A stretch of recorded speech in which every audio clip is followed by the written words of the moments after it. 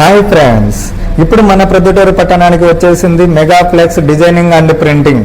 ఎక్కడో కాదండి, మన ప్రొద్దుటూరు పట్టణంలో Homaspeta Eshwar gas opposite. Welcome to AK TV news. నిజం నిప్పు లాంటిది. వార్తలు చదువుతున్నది ఉదయగిరి శివరాం. నూతన క్రిమినల్ చట్టాలు ప్రజాస్వామ్య హక్కులకు విఘాతాలు. ప్రజాస్వామ్య హక్కులను హరించే నూతన క్రిమినల్ చట్టాలను ఉపసంహరించుకోవాలి అనే డిమాండ్లపై ప్రొద్దుటూరులోని స్థానిక ఎన్జీ హోంలో ప్రజా సంఘాల ఐక్యవేదిక ఆధ్వర్యంలో ఆదివారం రౌండ్ టేబుల్ సమావేశం నిర్వహించడం జరిగినది. ఈ కార్యక్రమానికి అడ్వకేట్ హరిత అధ్యక్షత వహించడం జరిగినది. వారు మాట్లాడుతూ ఐపీసీ సిఆర్పిఏసి ఇండియన్ ఎవిడెన్స్ యాక్ట్ల స్థానంలో బిఎన్ఎస్ఎస్ బిఎస్ఏ పేర్లతో కొత్త చట్టాలను తెచ్చి ప్రజల తరపున పోరాడే వారి గొంతుకలు నొక్కే ప్రయత్నం చేస్తున్నారు. పోలీసులకు జ్యుడిషియల్ అధికారాలు ఉండకూడదు అనేది ప్రజాస్వామిక సూత్రం. కానీ ప్రభుత్వం ఈ కొత్త చట్టాలు తెచ్చి న్యాయస్థానాలకు ఉండే జ్యుడిషియల్ అధికారాలను పోలీసులకు అప్పజెప్పిందన్నారు. దీని వలన సామాన్యులకు న్యాయం అందదని, అందని ద్రాక్షలాగా అవుతుందన్నారు. న్యాయవాది దాదా హయాత్ మాట్లాడుతూ కొత్త చట్టాలు కొత్త జడియలో పాత పచ్చడిలాగా ఉన్నాయన్నారు. దాదాపు పాత చట్టాలనే 85 తిరగరాసి పేర్లు మార్చి గందరగోళం చేశారన్నారు. మిగిలిన 15% చట్టాలను వలన పాలకుల కంటే క్రూరంగా అన్నారు. న్యాయవాది సివి సురేష్ మాట్లాడుతూ ప్రస్తుత కొత్త చట్టాలు ప్రజాస్వామ్యబద్ధంగా లేవని ఎద్దేవా చేశారు. నేరస్తులకు ఇనుప సంఖ్యలు వేయడం ఒక ఆటవిక చర్య. దీనిని ఇప్పటి ప్రభుత్వాలు చేసిన చట్టాల వలన ఏ నేరము చేసినా పోలీసుల ఇష్టానుసారం నేరస్తుడికి సంఖ్యలు వేసే అధికారం పోలీసులకు ప్రభుత్వం కల్పించిందన్నారు. సీనియర్ న్యాయవాది కొండారెడ్డి మాట్లాడుతూ కొత్త చట్టాలు ప్రభుత్వాలకు పరపతి గల వారికి అనుకూలంగా ఉన్నాయని, వీటి వలన బడుగు బలహీన వర్గాల ప్రజలకు ఎంత మాత్రము న్యాయం జరగదన్నారు. కార్మిక సమైక్య సృజనాశీలు మాట్లాడుతూ నూతన చట్టాలు ప్రజాస్వామ్యబద్ధంగా లేవని, కావున కేవలం న్యాయవాదులు కాకుండా సామాజిక స్పృహ ఉన్న ప్రతి ఒక్కరూ ఈ చట్టాలను వ్యతిరేకించాలన్నారు. ఈ కార్యక్రమంలో సిపిఎం సత్యం, కాంగ్రెస్ జిలానీ భాష, దళిత సమైక్య ఎల్లయ్య, విద్యావంతుల వేదిక Mohammed, retired collector KE Narayana Reddy, CM Padma, Mahila Shakti Lakshmi Devi, Kalandar, AILU Ravindra, DYFI David, Nagaraju, ETF Kondaiah, STU Rasheed, APP Mala Mahanadu Murali, Chinna, ఐద్వా ముంత్వాజ్, పుల్లయ్య, పల్లవోలు రమణ, ఫెన్షనల్ అసోసియేషన్ సంజీవరెడ్డి, శ్రీను, వెంకట సుబ్బమ్మ, బాబా కుమార్ తదితరులు ఈ కార్యక్రమంలో పాల్గొనడం జరిగినది.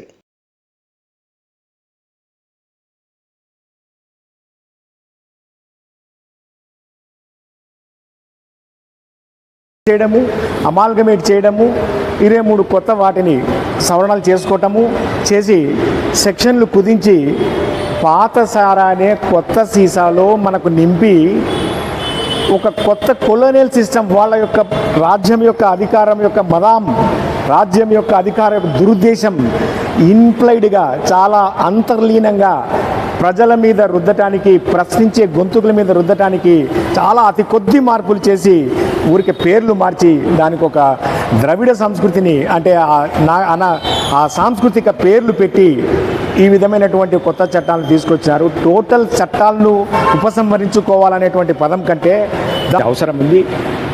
చాలా వ్యాస్ట్ సబ్జెక్టు అయితే బోర్ కొట్టే అవకాశం ఉంది కాబట్టి చాలా లిమిటెడ్గా ఏదైతే మనకు నష్టం జరుగుతుంది, ఏదైతే మనకు పోలీసుల వల్ల ఇబ్బంది జరుగుతుంది, ఏదైతే దోషులు ఎవరు నిర్దోషులు ఎవరు ఎప్పుడు తెలుస్తారు, ఇవన్నీ కూడా మాట్లాడటానికి మనకు కొద్ది సమయం ఉంది. కాబట్టి ఫ్యూచర్లో మరింత విస్తృతంగా జరిగినటువంటి అంశాల్లో మరింత విస్తృతంగా నేను చెప్పగలను. ఎందుకంటే ఎక్కువ దీనిపైన స్టడీ చేశాను. ఎందుకు ఈ చట్టాలు తీసుకొచ్చారనే దానిపైన స్టడీ చేసినప్పుడు చాలా లోపభూయిష్టమైనటువంటి ఈ చట్టాలను ఖచ్చితంగా అంతా ఉపసంహరించిన పని లేదు. ఏదైతే మనకు వ్యతిరేకం ఉందో ఆ సెక్షన్లను మార్చాల్సినటువంటి అవసరం అయితే ఉంది అని ఈ అవకాశాన్ని ఇచ్చినటువంటి హరిత గారికి, యంగ్ లాయర్ గారికి, మిగతా ప్రజా సంఘాల వారికి షీట్లు దాఖలైతే వాళ్ళు ఆర్గనైజ్డ్ క్రిమినల్స్గా, వాళ్ళు పనిచేసే సంఘాలు ఆర్గనైజ్డ్ క్రైమ్ సిండికేట్స్గా పరిగణించబడతాయి. అంటే ఇప్పుడు మనం చూస్తే వామపక్షాలు అయితే, ప్రజా సంఘాల వాళ్ళు అయితే ఉంది, 1 కాదు 2 కాదు 10ల సంఖ్యలో కేసులు ఛార్జ్షీట్లు దాఖలై ఉంటాయి. ఇప్పుడు మనమందరము ఆర్గనైజ్డ్ క్రిమినల్స్గా పరిగణించబడతాం. దీంతో ముఖ్యంగా కుటుంబ సభ్యులను కూడా వదలలేదు ఈ సెక్షన్ 111. ఏంటంటే ఈ ఆర్గనైజ్డ్ క్రిమినల్స్ని వాళ్ళకి రక్షణ కల్పిస్తుంది కాబట్టి ఆ కుటుంబ సభ్యులు కూడా ఆర్గనైజ్డ్ క్రిమినల్స్గానే పరిగణించబడతారు. దీంట్లో ఎగ్జంప్షన్ ఏంటంటే భార్య అయితే భర్త అయితే భార్యకి మాత్రమే ఎగ్జంప్షన్.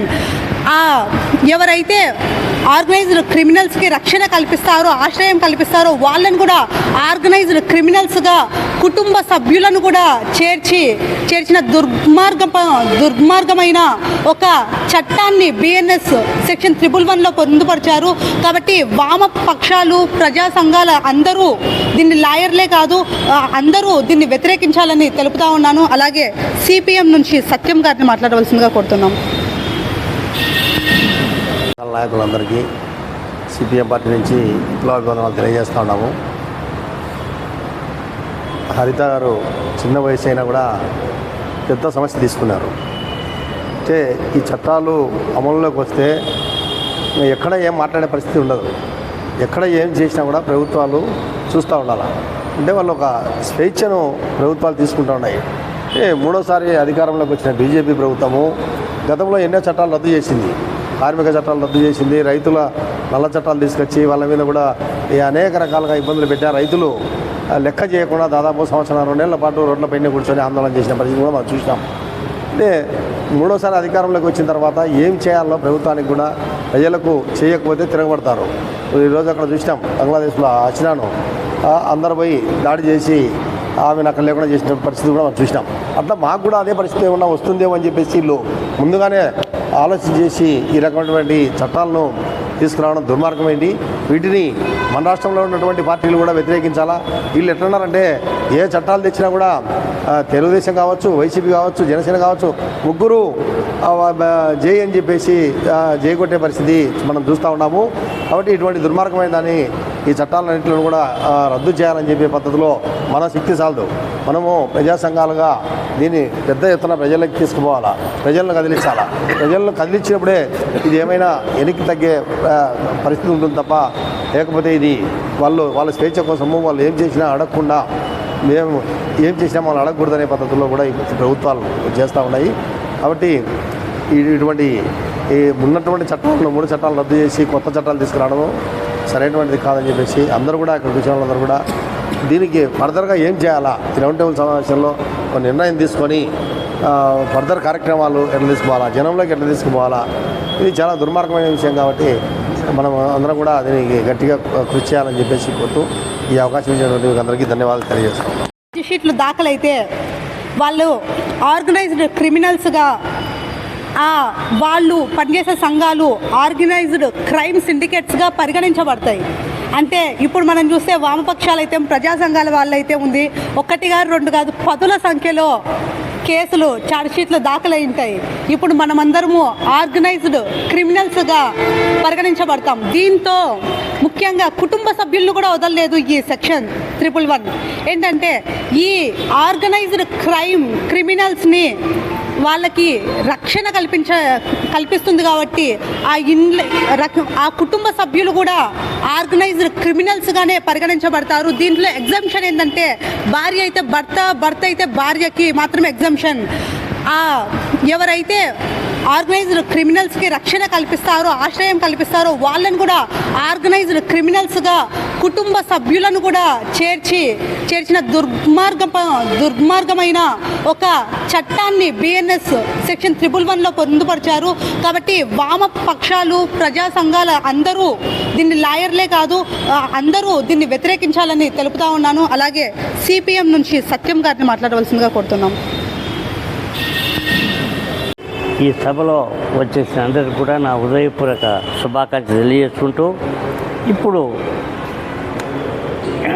ఈ చట్టం ఎట్లా పుట్టింది, ఎట్లా వచ్చింది, ఏమిటి, ఏం కథ అనేటివన్నీ అంటే పూర్వం నుంచి భారతదేశంలో ఇప్పుడుండే చట్టాలు ఎట్లా వచ్చినాయి అనేది మా అయ్యత్ బాగా మీకు కుల అన్ని విధాల పుట్టుపూర్వత్వాన్ని చెప్పినాడు.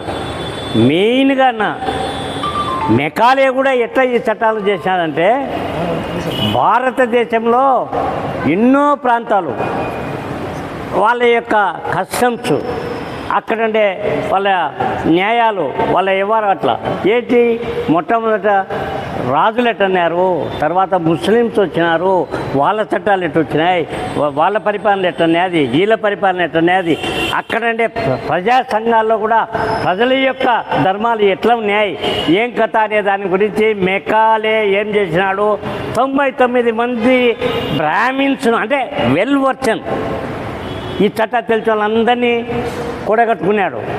కూడగట్టుకొని వాళ్ళతో దాదాపు 3 సంవత్సరాలు క్రోడీకరించి చట్టాలను తయారు చేసినాడు. తయారు చేయడము, అందులో ఏదో కొంత వాళ్ళ అధికార పార్టీకి అనుకూలంగా ఉండేదాన్ని కూడా కొంత జోడించినాడు. అదే మనాలు చెప్పింది, ఏది రాజ్యానికి వ్యతిరేకమైన ఏ పనులు చేసినా వాళ్ళను మనం కఠినంగా శిక్షించాలి అనే ధ్వనిలో చాలా మంచి ఉన్నాయి. ప్రజాస్వామ్యం ఉంది, ప్రజాస్వామ్యానికి అనుకూలమైన చట్టాలు చేసేదానికే ప్రయత్నం చేస్తూ ఏదో కొద్దిగా వాళ్ళ సామ్రాజ్యాన్ని కాపాడుకునేదానికి ఈ చట్టం కూడా కొంచెం పెట్టడం జరిగింది. అంటే మీరు చూడండి, ఎంత మెకాలే చాలా విద్యను ప్రవేశపెట్టింది కూడా మెకాలీనే. మన దేశంలో ఆంగ్ల విద్యను ప్రవేశపెట్టినట్టు కూడా మెకాలే. అంతకుముందు ఆంగ్ల విద్యను ప్రవేశపెట్టాలి అని చెప్పి బ్రిటిష్ పార్లమెంటులో ఎందరో కొంత ప్రయత్నం చేసినారు, కానీ వాళ్ళు ఒప్పుకోలే. ఒరే, మన చదువు వాళ్ళు నేర్చుకుంటే మనల్ని ఇంటికి పంపిస్తారా అని ఆనాడు కొంతమంది పార్లమెంటు అడ్డపడుతూ వచ్చాడు.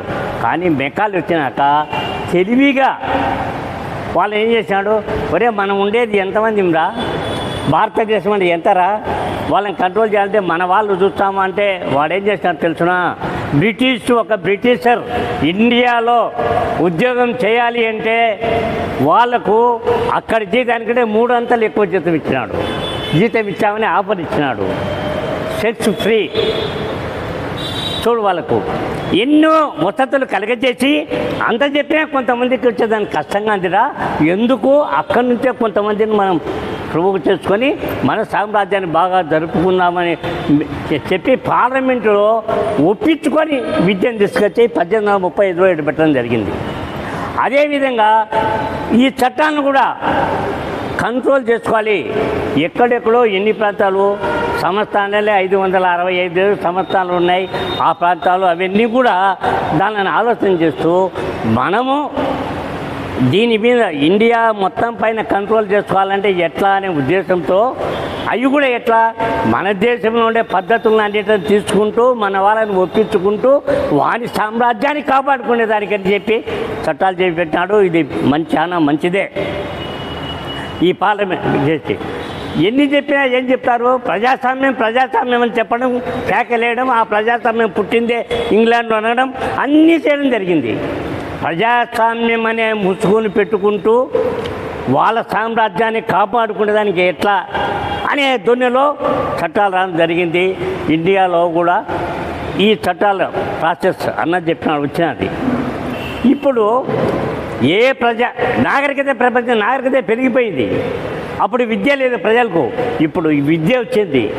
విద్య వచ్చిన తర్వాతనే ఇండియాలో కొంత అలజడి రావడము, వాళ్ళని బ్రిటిష్ తరిమేదానికి ప్రయత్నం చేయడం జరిగింది.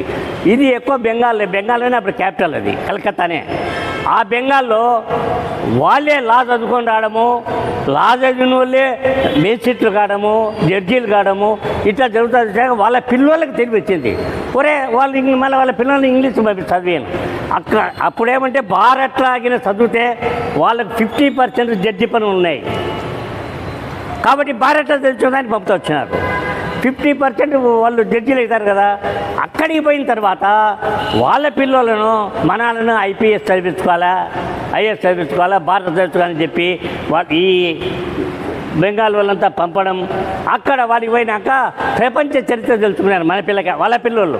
అరే మనకు స్వాతంత్రం కావాలా అని దొన్నులో తిరగబడి స్వాతంత్రం సంపాదడం జరిగింది.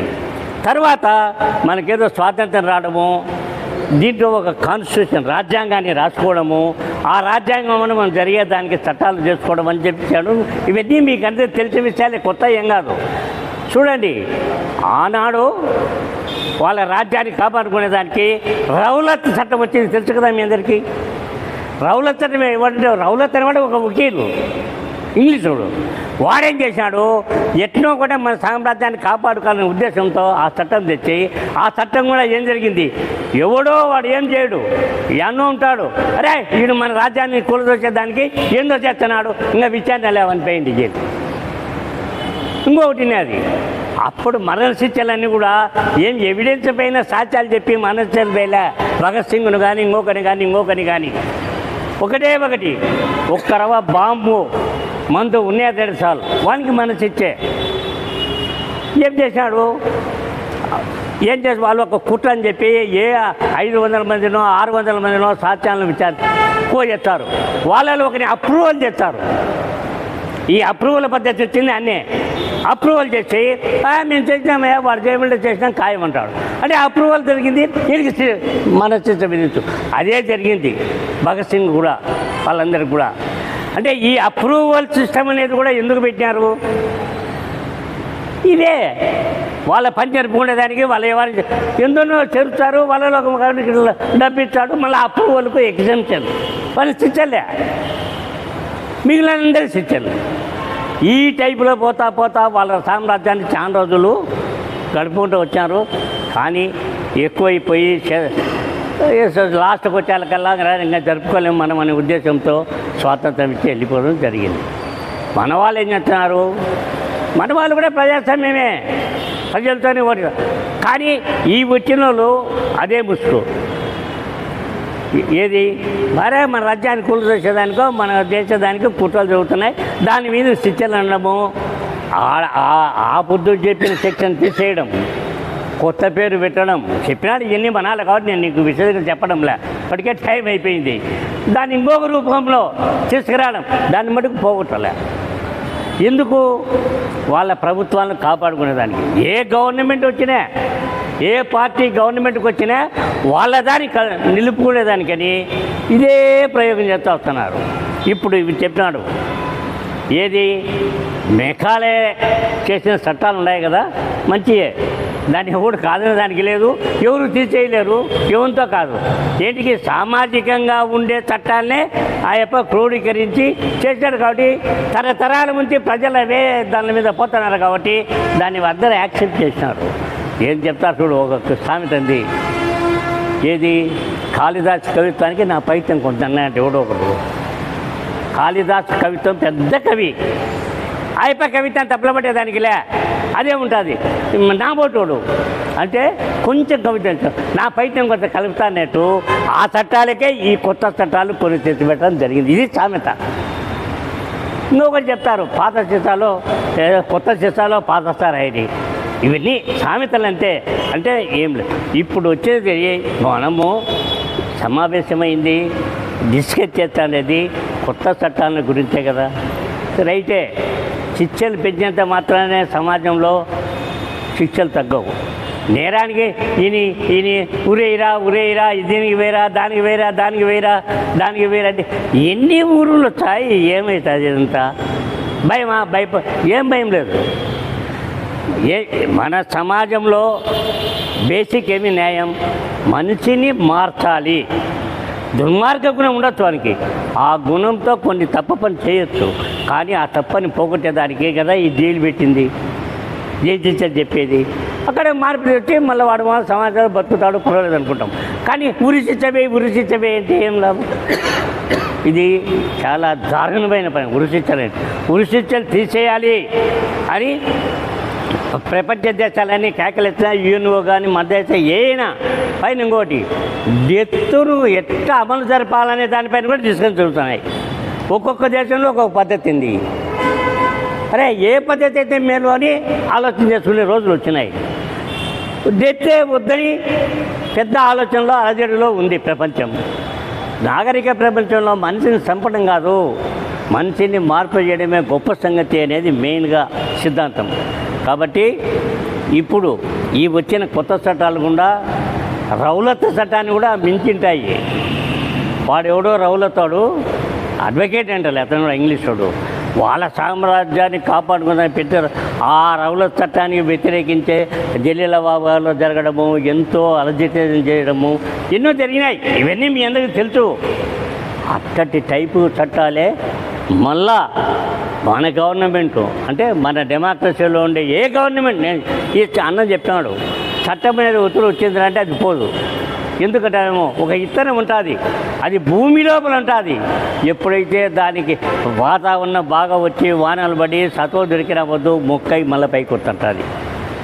ఎప్పటికీ సావై ఏళ్ళ కొద్ది ఉండేవి ఉన్నాయి ఇత్తనాల లోపల, అవి ఏ ఒక రకంగా బయటకు వస్తాయి, పరిస్థితులను బట్టి బయటకు వస్తుంటాయి. ఇవి కూడా అంతే, ఒక తూరు చేస్తే ఉంటుంది, అభయంతులు ఉంటాయి, మళ్ళీ మొలకెత్తుంటాయి, మళ్ళీ పెద్ద అవుతుంటాయి. కాబట్టి ఇప్పుడు ఈ చట్టాలు విపరీతంగా చెప్పారు కాబట్టి ఏ అయితే మన సమాజానికి వ్యతిరేకంగా ఉన్నాయో గవర్నమెంటును కాపాడుకునేదానికి పార్లమెంటులో మెజార్టీ ఉండే వాళ్ళు పాస్ చేసుకుంటారు, దాన్ని ఎవరేం చేయలేరు. అయితే మనమే ఎన్నుకుంటున్నాం కాబట్టి వాళ్ళు చేసింది మన తలకాయ వంచాలా అనేది ఒకటి ఉంది. ఈ టైప్లో ఇప్పుడే కోర్టుకు పోతాం, దీనిపైన సుప్రీంకోర్టు ఏముంటుందా, వాళ్ళకి అధికారం ఉంది, వాళ్ళు చేసినారు దాని పడిపోతాయి అంటారు. వాళ్ళు కూడా చేతులు ఇచ్చేస్తారు, ఏం చేయలేరు. కానీ ప్రజల్లో అవేర్నెస్ పెరిగి ఇది మీరు చేసేది తప్పు, మంచి పద్ధతి కాదు, కాబట్టి దీన్ని మానుకోండి మీరు అని చెప్పడమే మన ధర్మం. దానికే రౌండ్ టేబుల్ సమావేశం కూడా జరిగింది. దీన్ని చూసుకొని మీరందరూ ముందుకు పోవాలని టైం అతిక్రమిస్తుంది. మాట్లాడుతుంటే గంటల కొద్దీ మాట్లాడుతూ దాని గురించి కాదు. ఈ అవకాశం మీ అందరికీ నేను ఒక తూరి ధన్యవాదాలు తెలుపుకుంటాను. జై హింద్. అందరికీ పేరు పేరున ఉద్యమ జై భీములు. మరి ఈరోజు కొత్త చట్టాలపైన ఈరోజు అందరూ లాయర్లు అందరూ మాట్లాడినారు. అయితే ఈ సందర్భంగా భారతీయ నాగరిక చట్టాలు అని చెప్పేసి ఒకటి డయాసిస్ మీద కనపడుతుంది. నేనేం చెప్తున్నానంటే భారతదేశంలో నాగరికం అనేది వచ్చిందో సనాతన ధర్మం అంతరించిన తర్వాత మనకి ఎప్పుడైతే విద్యా హక్కు చట్టం వచ్చిందో మనం నాగరికంలోకి వచ్చాం. ఇప్పుడు అంటున్నారు నాగరికం అని. విద్యా హక్కు చట్టం ఎప్పుడొచ్చింది? బ్రిటిష్ కాలంలో 1838లో ప్రతి ఒక్కరూ చదువుకోవాలి అన్న సమయంలో శూద్రులు చదువుకోవడానికి అనర్హులు, వాళ్ళు బడికి పోకూడదు, చదువుకోకూడదు. మరి ఎవరు చదువుకోవాలి? శూద్రులైతే ఎవరైతే కాకుండా ఉండారో వాళ్ళు చదువుకోవాలి. వాళ్ళెవరు? బ్రాహ్మణ, క్షత్రియ, వైశ్య. మరి అప్పుడు ఆ చట్టాలు అమలు అయ్యేటివి సనాతన ధర్మం. మరి మనకు భారత రాజ్యాంగం వచ్చిన తర్వాత మనం చదువుకున్న తర్వాత భారతీయ శిక్షా స్మృతి అంటే మనము ఇప్పుడు కొన్ని ఉన్నాయి ఇక్కడ, Indian penal code, CrPC, evidence act, ఇవి అమలు అయ్యేటివి. అంటే ఏదైనా ఒక శిక్ష వేయాలంటే, ఒక శిక్ష చెప్పాలంటే భారతీయ శిక్షా స్మృతి ప్రకారం శిక్ష పడింది అని చెప్పుకునేటోళ్ళు. ఇప్పుడు ఈ 3 పేర్లు తెచ్చారు. ఇప్పుడు కొత్త చట్టాలకి ఆ 3 పేర్లు కూడా స్పష్టంగా ఎవరు పలకలేరు. ఈ విధంగా ఈ చట్టాలని భారతదేశంలో మరి ఈ కొత్త చట్టాలు ఒక 2-3 నెలలు అంటే జూలై నెలలో అమల్లోకి వచ్చినట్టున్నాయి. జూలై నెలలో అమల్లోకి వచ్చాయి ఈ చట్టాలు. మరి ముందుగా చట్టాలు ఏ విధంగా ఉన్నాయంటే స్పష్టంగా అందరికీ అర్థమయ్యేటట్టుగా, శిక్షలు అర్థమయ్యేటట్టుగా ఉండేటివి. ఇప్పుడు చాలామంది విఘాతం కలుగుతూ ఉంది అని చెప్పేసి కూడా మాట్లాడారు. హక్కులు, ప్రజాస్వామ్యం అనే దాని మీద కూడా మాట్లాడినారు. మరి నేనైతే ఒకటే చెప్తున్నా, చట్టాలు సవరణ జరుగుతూ ఉంటాయి. అయితే చట్ట సవరణలు జరిగినప్పుడు ఆ చట్టం ప్రకారము ఎంతవరకు న్యాయం జరుగుతూ ఉంది అనే దాని మీదనే ఆలోచన చేయాలా. ఇంతకుముందు అనాగరికంగా మనం బతికేటప్పుడు సనాతన ధర్మంలో భర్త చనిపోతే భార్య నువ్వు బతికుండకూడదు, నువ్వు చచ్చిపోవాలా. నీ భర్త చచ్చిపోయాడు, నువ్వు బతికుండకూడదు, నువ్వు చచ్చిపోవాల్సిందే. అదే సనాతన ధర్మం కింద ఆమెను కూడా చంపేస్తున్నారు. మరి ఆ సనాతన ధర్మం పోయిన తర్వాత ఆ చట్టాలు ఉన్నాయా? లేవు. ఒక స్త్రీని తగిలిన, జడ పట్టుకొని లాగిన, ఆమె రైక చించిన, ఆమె చీర లాగిన 354 సెక్షన్ కింద ఆమెకు రక్షణ ఉండేది. అంటే ఆ సనాతన ధర్మంలో భర్త చనిపోయాడు, నువ్వు బతికుండకూడదు అనే దానికి ఇదే సెక్షన్ అప్పుడు ఉంటే ఆమెకు రక్షణ ఉండేది, ఆమె జీవించే హక్కు ఉండేది. కాబట్టి ఇప్పుడున్నటువంటి ఈ 354 సెక్షన్ని కూడా దానికి కొంచెం పవర్ తగ్గించారు. అది లాయర్లకు తెలుసు, పవర్ తగ్గించారు. అది బెయిల్ వచ్చేది కాదు, ఇప్పుడు దానికి బెయిల్ వస్తుంది 354కి. అలాగే పోర్ట్ అంటుంది చీటింగ్ కేసు, దానికి అప్పుడు బెయిల్ వచ్చేది, ఇప్పుడు బెయిల్ వస్తుంది, అప్పుడు బెయిల్ రాదు. అంటే బెయిలబుల్ని నాన్ బెయిలబుల్ చేశారు, నాన్ బెయిలబుల్ని బెయిలబుల్ చేశారు. కాబట్టి అవి ఈ విధంగా చట్టాలలో కొన్ని సవరణలు జరుగుతున్నా కూడా ఏదో సర్దుబాటు అయిపోతూ ఉన్నారు. ఇప్పుడు ఈ చట్టాలు, కొత్త చట్టాలు ఈ భారతీయ ప్రభుత్వం వచ్చినాక, బీజేపీ ప్రభుత్వం వచ్చిన తర్వాత రకరకాలుగా వాళ్ళ ఇష్టానుసారంగా చట్టాలు మారుస్తూ ప్రజలను ఇబ్బందులు పెడుతూ వాళ్ళు ఏ విధంగా అయితే ఆలోచనలు ఉన్నాయో వారి ఆలోచనలకు అనుగుణంగా ఈ దేశంలో చట్టాలు మార్చుకుంటున్నారు తప్ప ప్రజలకు మేలు జరిగే విధానంలో లేదని చెప్పేసి కూడా ఈ సందర్భంగా గుర్తు చేస్తున్నాం. మరి ముఖ్యంగా మరి ఇప్పటికైనా కూడా ఈ విషయాన్ని, ఈ కొత్త చట్టాల విషయాన్ని ఈ ప్రొద్దుటూరులో కొంతమంది లాయర్లు మరి కొత్తగా పట్టాబుచ్చుకున్నటువంటి ఆమె కూడా ఒక లాయర్ అయింది. మరి ఈ ఆలోచనని అందరికీ తెలియజెప్పాలని చెప్పేసి ఈ రౌండ్ టేబుల్ సమావేశం జరిపినందుకు ఆమెకు ధన్యవాదాలు తెలుపుతూ సెలవు తీసుకుంటున్నాను. ఆయన నన్ను మానుకోమని మీరంతా చెప్తుంటారు, నాకు అర్థమైంది.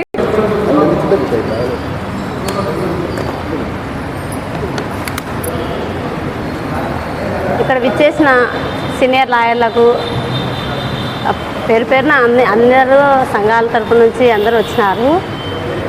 అందరము ఆశించేది ప్రజలు బాగుండాలా, దేశం బాగుండాలా అనేదే కోరుకునేది.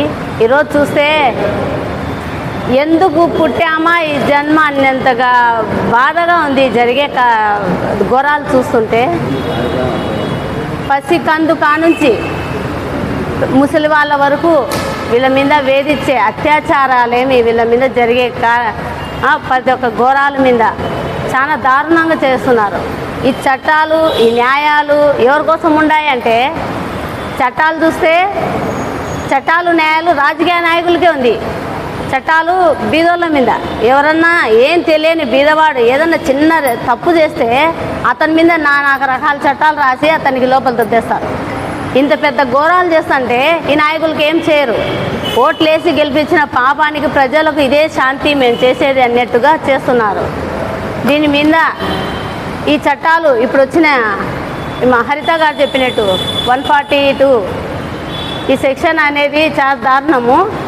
అడిగే నాదుడు లేదన్నట్టు వీళ్ళు చేస్తున్నారు. అడిగే వాళ్ళని చూస్తే చట్టాలని వాళ్ళ మీద నానా రకాల చట్టాలు దొబ్బేస్తున్నారు. ఇది చాలా ఘోరం. పెద్ద ఎత్తున అన్ని సంఘాలు పైనుంచి పెద్ద ఎత్తున కార్యక్రమాలు చేస్తున్నారు. అరికట్టాలని చెప్పేసి చేస్తున్నారు. దీని మీద ఏ స్పందన లేదన్నట్టుగా రాజకీయ నాయకులు ప్రవర్తిస్తున్నారు. ఇది ఇట్నే జరుగుతూ పోతే ఇది సమాజమే కాదు, ఇది ప్రపంచము కాదు, మనం జీవించేది మానవ జన్మ ఒకటిగా ఉండదని నా ఉద్దేశం. ప్రజా సంఘాల తరపు నుంచి పెద్ద ఎత్తున ఏ చట్టం కానీ ఎవరు ఏ కార్యక్రమాలు చేసినా దీని మీద అన్యాయం అరికట్టాలని చెప్పేసి 5వ సంఘంగా మేము ప్రతి ఒక్క కార్యక్రమానికి మీ అందరికీ సహకరించి చేయి అందిస్తామని చెప్పి దీని మీద అరికట్టడానికి మేము ఎప్పుడు ముందుంటామని 5వగా చెప్పడం జరిగింది. ఇక్కడ ఇప్పుడు చైతన్య మహిళా సంఘం నుంచి పద్మక్క ఒక 5 నిమిషాలు మాట్లాడవలసింది. ఇక్కడికి వచ్చినటువంటి ప్రజా సంఘాల మిత్రులందరికీ కూడా ఉద్యమాభినందనలు. అయితే ఇంకొంచెం మనము వీటి గురించి కొంచెం ముందు మాట్లాడుకుని ఉంటే బాగుండేది. ఇప్పటికైనా కూడా ఈ ప్రొద్దుటూరులో ఈ చట్టాలకు సంబంధించి అవగాహన కల్పించాలనే ఉద్దేశంతో మీటింగ్ పెట్టుకోవడం అనేది మంచి విషయమే.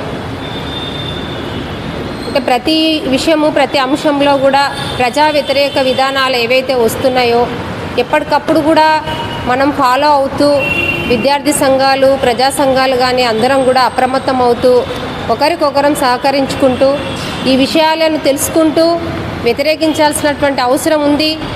ఈ అవగాహనని ప్రజల్లోకి తీసుకెళ్లాల్సిన బాధ్యత కూడా మనందరి మీద ఉంది.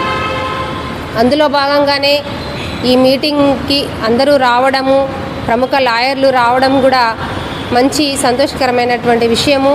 నిజంగా ఈరోజు ఈ చట్టాలని లాయర్లు కూడా వ్యతిరేకిస్తున్నారు, లాయర్ యూనియన్స్ కూడా వ్యతిరేకిస్తున్నాయి. అంటే స్వాతంత్రం రాకమునుపు నుండి ఏర్పడిన చట్టాలని ఇన్నేళ్లుగా లేని అభ్యంతరము ఈరోజు బీజేపీ ప్రభుత్వానికి ఎందుకు వచ్చింది అభ్యంతరం అనేది మనం ఆలోచించాలి. పాఠ్యపుస్తకాలలో హిందీ భాషను మాధ్యమంగా ప్రవేశపెట్టాలని చెప్పేసి చాలా ప్రయత్నం చేశాడు మోడీ. కానీ అందరూ కూడా తిప్పికొట్టడంతో ఆ ప్రయత్నాన్ని విరమించాడు. హిందీ భాష హిందువులు మాట్లాడే భాషగానే ఉండాలని, మొత్తము జాతీయం చేయాలా అంటే ఈ దేశంలో హిందీ మాట్లాడే వాళ్ళే ఉండాలా, హిందువులే ఉండాలనే ఉద్దేశంతో హిందీ భాషను మాధ్యమంగా ప్రవేశపెట్టాలని చెప్పేసి ప్రయత్నాలు చేస్తే తిప్పికొట్టారు. అంతటితో ఆగకుండా మళ్ళీ ఇప్పుడు ఈ చట్టాల్లోకి కూడా ఆ పేర్లను పెట్టడంలోనే ఉద్దేశం మనకు స్పష్టంగా అర్థమవుతుంది. అంటే ఈ ఇంగ్లీష్ పేర్లు ఏవైతే బ్రిటిష్ వాళ్ళు పెట్టినటువంటి పేర్లు ఈరోజు దేశవ్యాప్తంగా ప్రపంచవ్యాప్తంగా కూడా మనుగడలో ఉన్నటువంటి పేర్లను ఈరోజు అంటే వెంటనే అర్థాంతరంగా మార్చాల్సినటువంటి అవసరం లేదు. ఆ భారత న్యాయ సంహిత కానీ, భారత నాగరిక సంహిత అని, భారత సాక్ష్య సంహిత అని, అట్లా ఈ రకరకాల పేర్లు ఎవరికి అర్థమవుతాయి? ఈ భాషలోనే, ఈ భాషను మార్చడంలోనే అతడి ఉద్దేశము స్పష్టంగా అర్థమవుతుంది. కేవలం ఇది హిందూ దేశంగా ఉండాలా అనే ఒక ఉద్దేశంతోనే ఈ చట్టాలకు పేర్లు తగిలించాడు. రేపు ప్రజలు అంటే అందరిలో కూడా చర్చ జరగడానికి, అంటే బీజేపీ ప్రభుత్వం వచ్చిన తర్వాతే ఈ చట్టాల పేర్లు మార్చబడినాయి 2023లో అనే ఒక చర్చ జరిగింది అని చెప్పుకోవడానికి, ముద్ర వేసుకోవడానికి, క్రెడిట్ కొట్టడానికి మాత్రమే ఈ పేర్లు మార్పు అనేది చేశాడు మోడీ. చట్టాల పేర్లను మార్చడం కాదు, చట్టాలను సక్రమంగా అమలు చేయడంలో తన నేర్పరితనం చూపించాలి ప్రభుత్వాలు. ఇన్ని ఏండ్లు అవుతున్నా, 78 ఏండ్లు అవుతున్నా కూడా ఏ ఒక్క చట్టం కూడా సక్రమంగా అమలు జరగడం లేదు. కనీసం పోలీస్ స్టేషన్కి వెళ్తే కేసు నమోదు చేసే పరిస్థితి లేదు. మహిళలు వెళ్తే ఇంకా కనీసం వాళ్ళను మనుషులుగా కూడా ట్రీట్ చేయరు, వాళ్ళను కనీసం మనుషులుగా కూడా చూడరు, కేసులు కూడా నమోదు చేసుకోరు. ఈరోజు ఒక సామాన్య మహిళ భర్తతో వేధింపులకు గురవుతుంటే కేసు నమోదు చేయడానికి వెళ్ళాలంటే ఆమెకు రాజకీయ బ్యాక్గ్రౌండ్ ఉండాలి, పొలిటికల్ బ్యాక్గ్రౌండ్ ఉండాలా, లేదా ప్రజా సంఘాలు ఉండాలి వెనకాల, ఏదో ఒక బ్యాక్గ్రౌండ్, ఏదో ఒక అండతో పోతే మాత్రమే ఈరోజు పోలీసులు కేసులు నమోదు చేస్తున్నారు. ఎంత దయనీయమైనటువంటి పరిస్థితి. రక్షించాల్సినటువంటి న్యాయ వ్యవస్థనే ఈరోజు రక్షించలేని ఒక దుస్థితి మనకు కనపడుతుంది. ఇలా న్యాయ వ్యవస్థ ఉండడం వల్లనే కదా ఈరోజు నేరాలు ఇంత దారుణంగా పెరిగిపోతున్నాయి. మొన్నటికి మొన్న హిడెన్ కెమెరాలు బిగించారని చెప్పేసి కృష్ణా జిల్లాలో గుడ్లవల్లూరులో జరిగిన సంఘటన మనం చూసాం. అంటే అమ్మాయిలకు ఇంకెక్కడ రక్షణ ఉంది? ఇంట్లో లేదు, బయట లేదు, రోడ్డు మీద లేదు. ఈ కెమెరాలు బిగించడంలో ఒక అమ్మాయి సహకరించింది కాబట్టి అమ్మాయిలు కూడా చెడ్డవాళ్ళు కదా అనే ప్రచారం జరుగుతుంది. కానీ అది ఆ అమ్మాయిని కూడా లోబర్చుకుంది అక్కడ ఒక అబ్బాయి. అవి వాస్తవాలు అవాస్తవాలు అనేది ఇంకా కూడా బయటికి రాలేదు. ఒకవేళ అలా జరిగినా కూడా ఏ పరిస్థితులకు వాళ్ళు లోబడి అట్లా చేస్తున్నారనేది మనం ఆలోచించాలి. ఈ వీడియోలు అప్లోడ్ చేసేటువంటి సైట్లనే నిషేధిస్తే ఇలాంటి నేరాలు చేయడానికి వాళ్ళు పాల్పడరు. మేము చెప్తానే ఉన్నాం, మహిళా సంఘాలు, మహిళా మేధావులు, ప్రజలు, ప్రజా సంఘాలు అందరూ కూడా చెప్తా ఉన్నారు ఈ అశ్లీల వెబ్సైట్లని నిషేధించాలని చెప్పేసి డిమాండ్ చేస్తున్నప్పటికీ కూడా ప్రభుత్వాలు నిమ్మకు నీరెత్తినట్టుగా ఉన్నారు. ఇన్ని సంఘటనలు జరుగుతున్నా కళ్ళు తెరిచి చూడడం లేదు. ఈ వెబ్సైట్లను నిషేధిస్తేనే ఈరోజు ఇట్లాంటి అక్రమాలకు పాల్పడరు కదా యువత ఎందుకు అట్లా పెడదోబడుతున్నారు, చెడ్డదారికి ఎందుకు వెళ్తున్నారు? ఆ వీడియోలు తయారు చేయాలని కానీ అప్లోడ్ చేయాలనే ఒక వ్యాపారాన్ని ఎందుకు యువత తీసుకుంటుంది? దానివల్ల ఎవరికి నష్టం? అలాంటి జరగకుండా ఉండాలంటే ఆదిలోనే వాటిని దుంచివేయాలా? ఆ వెబ్సైట్స్ మా భారతదేశానికి అవసరమే లేదు అని చెప్పేసి నిషేధించాలా? ఈరోజు సెన్సార్ బోర్డు కూడా సక్రమంగా పనిచేయడం లేదు. సెన్సార్ బోర్డు కూడా ఇష్టపూరితంగా కూడా ఈరోజు అనుమతులు ఇస్తూ ఉంది సినిమాలకి. ఏ సినిమాలైనా కుటుంబం కూడా కూర్చొని చూసే విధంగా లేదు. కాబట్టి ఈరోజు చట్టాలు అనేవి కూడా సక్రమమైనటువంటి పరిపాలన జరగడం లేదు. చట్టాల్లో కూడా ప్రజలకు అవసరమైనటువంటివి ప్రజాభిప్రాయ సేకరణ జరిగిన తర్వాతే ఈ చట్టాలను మార్పు చేయడం కానీ ఇలాంటి జరగాలి. కానీ ఈ చట్టాల్లో మార్పులు, ఈ పేరు మార్పులన్నీ కూడా కరోనా సమయంలో ప్రజలందరూ కూడా కరోనాతో కొట్టుమిట్టాడుతున్నప్పుడు ప్రజలందరినీ కూడా కరోనా వైపు డైవర్ట్ చేసిన తర్వాత మీరు చప్పట్లు కొట్టండి, దీపాలు వెలిగించండి అని చెప్పేసి పిలుపులు ఇస్తూ ఆ సమయంలో బిల్లులను పాస్ చేయించుకోవడం జరిగింది మోడీ ప్రభుత్వం. ప్రజాబోధం కానీ ప్రజాభిప్రాయం కానీ లేకుండానే ఏకంగా వాళ్ళు చేయడం జరిగింది. ఇది చాలా అన్యాయము. ఇప్పటికైనా ఈ చట్టాల మీద ప్రజాభిప్రాయ సేకరణ జరగాలి. మళ్ళీ కూడా పునః పరిశీలన చేసి ఈ చట్టాలను సవరించాలని చెప్పేసి కోరుకుంటూ ఈ అవకాశం ఇచ్చిన మీ అందరికి కూడా కృతజ్ఞతలు తెలియజేస్తున్నాను. సభ నుండి కలందర్ అంకుల్ మాట్లాడవలసిందిగా కోరుకుంటున్నాను. నమస్కారము. చాలా సంతోషం. ఇవాళ ఒక యువత నుంచి హరిత అడ్వకేట్ అయిన తర్వాత సాధారణంగా చదువు చెప్పేవాళ్ళుగా మేము ఆశించేది ఏంటంటే యువతనే అన్ని రంగాల్లో ముందుకు రావాలా. అయితే ఏదైతే చురుకైనటువంటి పాత్ర తీసుకోవాలనో ఆ యువత రకరకాల వ్యాపకాల్లో పడిపోయేటువంటి పరిస్థితి, మార్పుల పిచ్చి, అభద్రతాభావము, ఎట్లా జీవించాలో తెలియనటువంటి ఒక అగమ్య గోచరమైనటువంటి పరిస్థితిలో ఉంది. అసలు ఈ దేశంలో ఎందుకు పుట్టినామా అనిపిస్తుంది. ఈ దేశాన్ని మార్పు చేయాలంటే స్వాతంత్ర్య పోరాటంలో ఎంతైతే గట్టిగా కృషి జరిగిందో దానికంటే పదింతలు కృషి జరగాల్సినటువంటి అవసరం ఉంది. ముఖ్యంగా విద్యారంగంలో సమూలమైనటువంటి మార్పు రావాలి. విద్యా వ్యవస్థలో రావాలా, విద్యా విధానంలో రావాలా. వాటి మీద చాలా సుదీర్ఘమైనటువంటి ఇట్లాంటి రౌండ్ టేబుల్ సమావేశాల్లో కూర్చొని చర్చించుకొని మనమే దాన్ని తయారు చేయాలి. ఎన్ని అవర్స్ చదువు చెప్పాలా, పిల్లలు చదువుకోవడానికి మాతృభాషలో ఏ తరగతి వరకు ఉండాలా, ప్రొఫెషనల్ కోర్సులు ఎక్కడి నుంచి స్టార్ట్ చేయాలా, 4 సంవత్సరాలు 5 సంవత్సరాలు గడ్డాలు మీసాలు ఆడపిల్లలకు 35-40 సంవత్సరాలు వచ్చేంత వరకు వాళ్ళు చదువుకుంటూ ఉంటే వృత్తిలోకి ఎప్పుడు వస్తారు, వాళ్ళు ఎప్పుడు తెలుసుకుంటారు, వాళ్ళు ఎలాగా ఉంటారు. న్యాయవాద వృత్తికి సంబంధించి అన్నేళ్ళు పెట్టినా కూడా కాపీలు కొట్టి రాస్తూ ఉంటారు.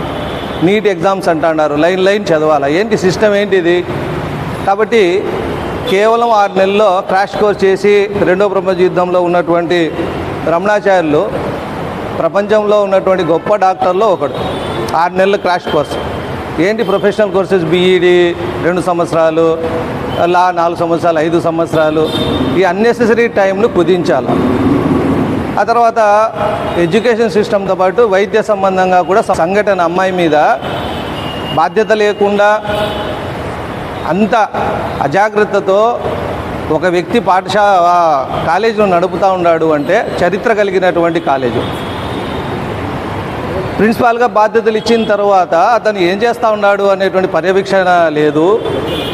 అక్కడ ఉన్నటువంటి రాహుల్ గాంధీ లాంటి వాళ్ళు, కాంగ్రెస్ పార్టీ నుంచి వచ్చినటువంటి వాళ్ళు వస్తే కొంతైనా కూడా మెరుగుపడుతుంది పరిస్థితి. అంటే తృణమూల్ కాంగ్రెస్ సపోర్టు చేస్తుంది కాబట్టి ఆయన నోరిప్పడు. మణిపూర్లో జరిగిన సంఘటనకు ప్రధానమంత్రిగా నరేంద్ర మోడీ నోరు విప్పకపోవడం ఎంత దారుణమో, ప్రతిపక్షంలో ఉన్నటువంటి పార్టీలు మాట్లాడకపోవడం కూడా అంతే దారుణం. మేమేమనుకున్నామో, మమతా బెనర్జీ ఒక స్త్రీ, బాధ్యతాయుతంగా ఉంటుంది, బీజేపీ పార్టీకి వ్యతిరేకంగా పనిచేస్తూ ఉన్నటువంటి పార్టీ అని చాలా ఆశపడినాము. ఆ పార్టీకి సపోర్ట్ చేసినాము పరోక్షంగా. కానీ ఇవాళ చూస్తే ఆ కాలేజీ సంబంధించి మేనేజ్మెంట్లో వాళ్ళ మేనల్లుడు ఉన్నాడు, ఆమె దాన్ని కాపాడుతూ ఉన్నటువంటి పరిస్థితి. ఇదంతా కూడా ఏంటి అనిపిస్తుంది. ఎందుకు ఇలాంటి అగమ్యగోచరమైనటువంటి స్థితిలో పడిపోయినాము? మొన్నటికి మొన్న గవర్నమెంట్ మారింది, పోలీస్ అధికారులు, ఉద్యోగస్తులు అందరి మీద టార్చరు, అందరూ. అది వచ్చినందుకే నువ్వు సుమోటోగా తీసుకున్నావు, నువ్వు కేసు గురించి మాట్లాడుతూ ఉన్నావు. అయితే ఆ సీట్లో కూర్చున్నప్పుడు ఏమవుతుందంటే ఏదో దేవుడే నన్ను పుట్టించినాడేమో ఇందుకోసమే అన్నట్లుగా తయారైతే ఎట్లా? రాజ్యాధికారం పూర్వం రాజుల మాదిరి ప్రవర్తన చేస్తే ఎట్లా? మీడియాలో వచ్చినటువంటి వాటి మీద కేసులు పెట్టినారు. వివేకానంద రెడ్డి హత్య కేసు రోజు అక్కడ జరిగినటువంటి ఒక గంటకు మొత్తం ఫోటోలు వచ్చినాయి, రక్త మడుగులో ఉండేటువంటి ఫోటోలు అవన్నీ కూడా వచ్చినాయి. అది రావడం వల్ల మనకు తెలిసిందే అది మర్డర్ జరిగింది అనేది. వాళ్ళు ఏమన్నా చెప్పని. కాబట్టి మీడియాను కంట్రోల్ చేయాలా, మనుషులు మాట్లాడకూడదు, రహస్యంగా ఉంచాలనేటువంటి పద్ధతులకంతా తిలోదకాలు ఇవ్వాలా, ఓపెన్గా మాట్లాడాలా. ప్రతిదీ కూడా ఇంటి నుంచి బయట వరకు కూడా నిర్బంధాలకు భయపడకూడదు. ఒక ప్లానింగ్, యాక్షన్ ఆఫ్ ప్లానింగ్ అనేటువంటిది ఉండాలా. ఎవరికి వాళ్ళు విడిపోతే ఉండే శక్తులే తక్కువ.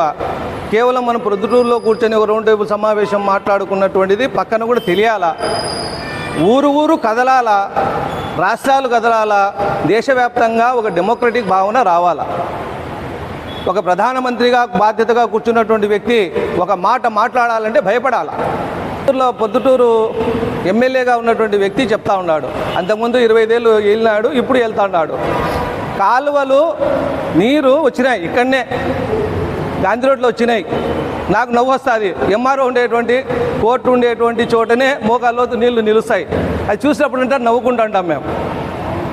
బాధ్యతారాహిత్యంగా ప్రజలు అడ్డదిడ్డంగా ఇల్లు కట్టుకున్నారంట, కాలువల మీద గోడలు లేపినారంట. నువ్వేం చేస్తున్నావు? నీ బాధ్యత ఏంటి? ప్రజల అంతా తప్పు మాదే. ఎస్ఎస్ మాల్ కట్టారు, ఏమన్నా దాన్ని రూల్స్ రెగ్యులేషన్స్ పాడు పరదేశి ఉన్నాయా? దానికి తప్పు చేయడము సహజం, అది అధికారం ఉంది కాబట్టి మేము ఎట్లయినా మాట్లాడతాం, ఏ దందా అయినా చేస్తాం. ఇవి చాలా బాధ కలిగిస్తాయి. ఏం జరుగుతూ ఉంది? ప్రధానమైన కాలువలు 3 గాంధీ రోడ్లో ఉన్నాయి. ఇక్కడ ఉన్నాయి కాలువలు, అయినా కూడా రోడ్డు మీద నీళ్ళు ఎందుకు నిలుస్తూ ఉన్నాయి? అందరూ కూడా ఈ రోడ్డు మీదే వెళ్తారు. పొరపాటు రోడ్లో 30-60 నేను చెప్తాండా 30 అడుగులు 40 అడుగులు రోడ్డు వేసుకోలేని దుస్థితి 25 సంవత్సరాలకు. ఇట్లా ప్రతి దాంట్లో కూడా భారతదేశంలో పూర్తి అలసత్వం, బాధ్యతారాహిత్యం, కేవలము ఏది వాళ్ళు చెప్తే అదే మాట అదే చట్టంగా ఉంది. దీంట్లో మార్పు రావాలంటే, ఒక చట్టాన్ని చట్టసభల్లో తయారు చేయాలంటే, దాన్ని అమలు చేయాలంటే ఆ వ్యక్తులు ఎంత పారదర్శకంగా ఉండాలి. కోర్టులో టంగుటూరి ప్రకాశం పంతులు వస్తాడా అంటే జడ్జి లేచి నిలబడుతున్నాడు. మా నాన్న గురించి కూడా విన్నాను నేను. ఆయన వెళ్తే చాలా రెస్పెక్ట్గా జడ్జి వింటా ఉన్నాడు. కనీసం వినడం వరకు కూడా ఇప్పుడున్నటువంటి వాళ్లకు ఎంతో ఇంగ్లీష్ వస్తుందో, ఎట్లా సర్టిఫికేట్లు వచ్చినాయో, ఎట్లా ఉద్యోగాలు వచ్చినాయో అనేది కూడా ప్రశ్ననే. ఒక పద్ధతి ప్రకారంగా న్యాయ వ్యవస్థలో కూడా అంత ఆర్ఎస్ఎస్ భావజాలం ఉన్నటువంటి వాళ్ళు కుప్పలు తెప్పలుగా వచ్చేస్తూ ఉన్నారు. సార్లు రాయాలా, మీడియాలో రావాలా, ఇది ప్రధానంగా జరిగితే ఆ పద్ధతుల్లో కాస్త మార్పులు వస్తాయని, సమూలమైనటువంటి మార్పులు ఆశించలేం, కానీ కొంతనైనా మార్పు రావాలా. అది స్కూల్ ఎడ్యుకేషన్ దగ్గర నుంచి మొదలు కావాలా, వైద్య రంగంలో రావాలా, న్యాయవాద వృత్తిలో రావాలా, అన్నిట్లో కూడా సమూలమైనటువంటి మార్పు రావాలా. బాధ్యత అనేటువంటిది పౌరుడిగా ప్రతి ఒక్కరి బాధ్యతగా దీన్ని తీసుకోవాలా. ప్రపంచంలో వెనుకబడిన